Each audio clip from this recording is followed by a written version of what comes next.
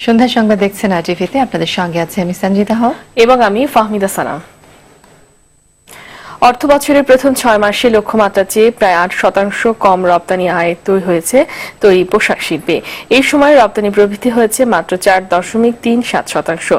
একই সময় কেবল যুক্তরাষ্ট্রের বাজারে আয় কমেছে 9% বেশি। বিজিএমইএ সম্মেলন কক্ষে সংবাদ সম্মেলনে এসব তথ্য জানিয়েছে সংগঠনের সভাপতি সিদ্দিকুর রহমান। এর জন্য ইউরোর দরপতন, ব্রেক্সিট এবং মার্কিন যুক্তরাষ্ট্রের নির্বাচনের প্রভাবকে দায়ী করেছেন তিনি। সেলিম মালিকের রিপোর্ট। রানা প্লাজার ধসের ক্ষত কাটিয়ে ওঠে অনেকটাই উজ্জীবিত দেশের তৈরি পোশাক শিল্প। মাঝে আমদানিকারকদের দুই সংগঠন অ্যাকর্ড ও অ্যালায়েন্সের সংস্কারের নামে নানা বিধিবিধানের খড়গ নিয়েও 2021 সালের মধ্যে $5,000 কোটি রপ্তানি আয়ের লক্ষ্য এগুচ্ছে শিল্পটি। এজন্য প্রবৃদ্ধি দরকার 12.25%। আর গেল অর্থ বছরেও প্রবৃদ্ধি অর্জিত হয়েছে 10%-রও বেশি। এমন বাস্তবতায় সংবাদ সম্মেলনে তৈরি পোশাক শিল্প মালিকদের সংগঠন বিজিএম এর সভাপতি জানালেন, চলতি অর্থ বছরের প্রথম 6 মাস অর্থাৎ জুলাই থেকে ডিসেম্বর পর্যন্ত রপ্তানি আয় হয়েছে মাত্র 4.37%, যা লক্ষ্যমাত্রার চেয়ে প্রায় 8% কম। ইউরোর দরপতন, ব্রেক্সিট এবং মার্কিন যুক্তরাষ্ট্রের নির্বাচনের প্রভাবের কারণে আমাদের পণ্যের দরপতন হলেও গত 2 বছরে গ্যাস সংকট সহ নানাবিধ কারণে আমাদের উৎপাদন ব্যয় বেড়েছে 17%। তাই পোশাক শিল্পকে আরো বেগবান করতে ঢাকা ও চট্টগ্রামের কাছাকাছি দুটি বিশেষ পোশাক শিল্প এলাকা তৈরির দাবি সংগঠনটির। আর যদি এটিও সম্ভব না হয় তাহলে সরকারের খাস জমি থেকে দুর্বল কারখানাগুলো স্থানান্তরের জন্য অল্প করে হলেও জমি বরাদ্দ দেওয়া হোক। এতে করে কারখানাগুলো রুগ্ন হওয়া থেকে রক্ষা পাবে এবং ব্যাংকগুলো একটি আসন্ন সংকট থেকে রক্ষা পাবে। পোশাক শিল্প মালিকরা পণ্য রপ্তানি আয় বিদেশে রাখছেন। সম্প্রতি জাতীয় রাজস্ব বোর্ডের চেয়ারম্যানের এমন মন্তব্যের জবাবে তিনি বলেন, সুষ্ঠু তদন্ত করে তাদের মুখোশ উন্মোচন করা জরুরি। জাতীয় রাজস্ব বোর্ড ও বাংলাদেশ ব্যাংক চাইলে কোনো অসৎ ব্যবসায়ীকে সুষ্ঠু তদন্তপূর্বক তাকে প্রচলিত আইনের আওতায় আনতে পারেন। বিজিএমইএ কখনোই তার ব্যাপারে কোনো সুপারিশ করবে না। সেলিম মালিক, আরটিভি, ঢাকা। টাঙ্গাইল 4 আসনের উপনির্বাচনের ভোট গ্রহণ শেষ হয়েছে। সকাল 8টা থেকে ভোট শুরু হয়, চলে বিকেল 4টা পর্যন্ত। এদিকে নির্বাচনে অনিয়মের অভিযোগে বল্লভবাড়ী সরকারি প্রাথমিক বিদ্যালয় কেন্দ্রে ভোট গ্রহণ স্থগিত করা হয়েছে। অপ্রীতিকর পরিস্থিতি সামাল দিতে র্যাব, আনসার সহ আইন শৃঙ্খলা রক্ষা বাহিনীর বিপুল সংখ্যক সদস্য নিয়োজিত রয়েছেন। নির্বাচনে আওয়ামী লীগের প্রার্থী মোহাম্মদ হাসান ইমাম খান সহ 3 জন প্রতিদ্বন্দ্বিতা করছেন। এই আসনের মোট ভোটার 3,07,700 জন। বখাটে সন্ত্রাসীদের হুমকির মুখে এসএসসি পরীক্ষায় অংশ নেওয়া অনিশ্চিত হয়ে পড়েছে কুমিল্লার মুরাদনগরের এক শিক্ষার্থীর। সম্প্রতি বখাটেরা হামলা চালায় তাদের বাড়িতে, পিটিয়ে গুরুতর আহত করে মা-বাবাকে। এই অবস্থায় প্রশাসনের কাছে নিরাপত্তা চেয়েছে পরীক্ষার্থী ও স্বজনরা। কুমিল্লার দক্ষিণ প্রতিনিধি সোহরাব সুমনের রিপোর্ট, জানাচ্ছেন জাফর সোহেল।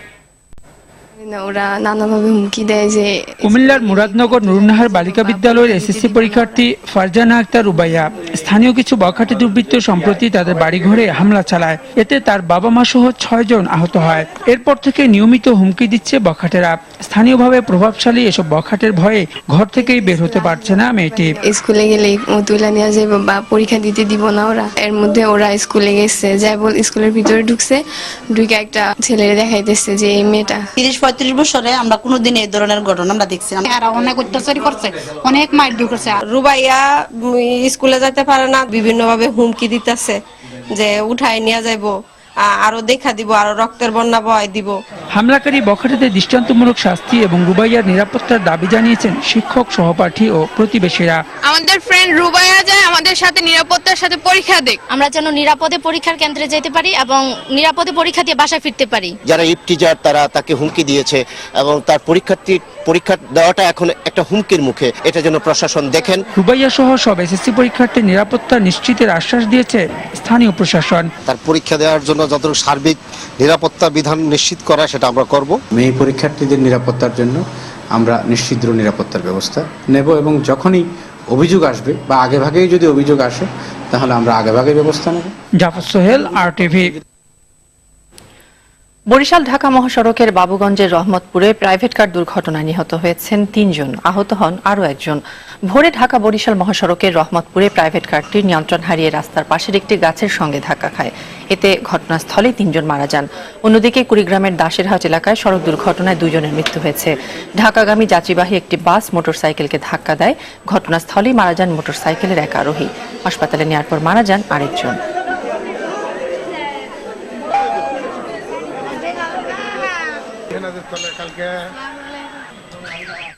কিশোরগঞ্জের ভৈরবে দুপক্ষের সংঘর্ষে নারী শিশু সহ কমপক্ষে 50 জন আহত হয়েছে।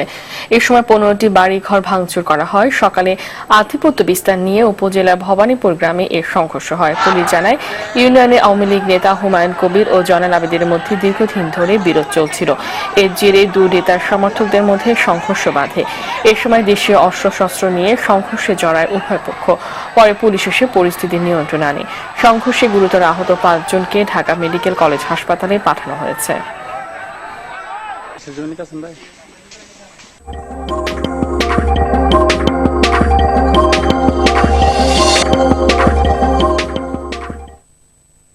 ডিসপ্লে হবে আমাদের মূল লক্ষ্য, এমন প্রতিপাদ্যকে সামনে রেখে সেলস কনফারেন্সের আয়োজন করেছে গ্লোব সফট ড্রিঙ্কস ও AST beverage limited.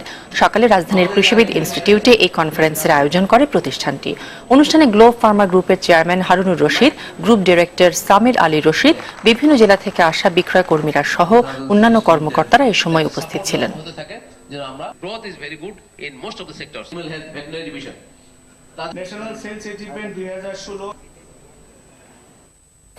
Pubali bank লিমিটেডের সিলেট পূর্ব ও পশ্চিম অঞ্চলের শাখা প্রধানদের সম্মেলন 2017 অনুষ্ঠিত হয়েছে।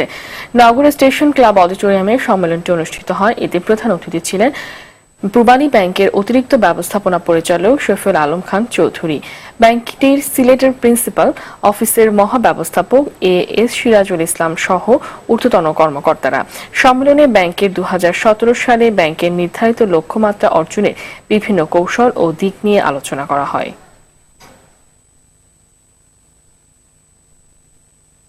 পন্ডস নিয়ে এলো নতুন পিম্পল ক্লিয়ার ফেস ওয়াশ।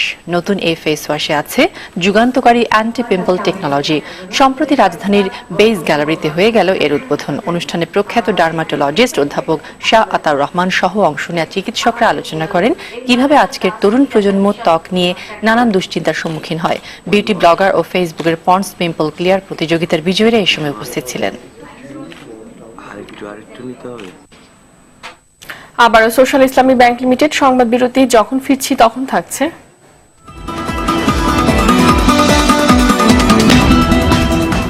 মানবেতর জীবনযাপন, শরীয়তপুরের গোসাইরহাটের এক অন্ধ পরিবারের পান নিয়ে সরকারি বেসরকারি সহযোগিতা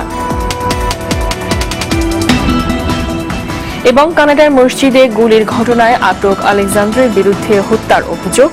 দেশ জুড়ে অসাম্প্রদায়িক চেতনায় গণজাগরণ।